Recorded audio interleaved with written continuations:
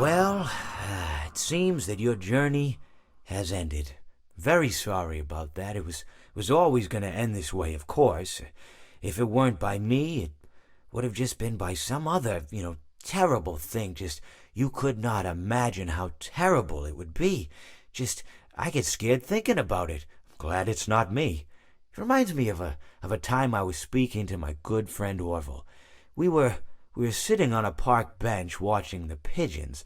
I was on the left, he was on the... Oh, wait, was I on the right or left? Anyways, it doesn't matter. We were sitting on there watching the pigeons. And I said to Orville, "Friend, those birds are frozen." And he kind of looked at me like I'd lost my mind. But I reminded him that it was winter, and often birds will sit in a tree until they freeze.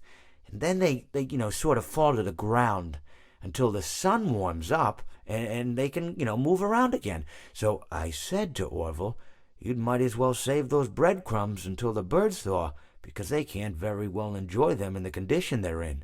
To which he asked what I meant, and asking what condition the crumbs should be in before he threw them to the birds, assuming that I meant the birds couldn't enjoy the breadcrumbs in the condition that the crumbs were in, when in fact I had meant the birds could not enjoy them in the condition that the birds were in, considering that the birds were frozen.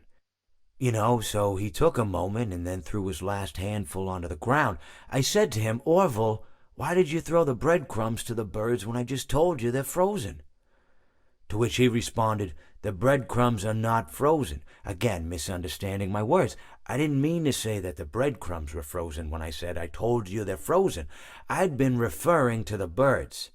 In hindsight, what I should have said was, and this would make perfect sense, "Why did you throw the breadcrumbs to the birds when the birds are frozen?"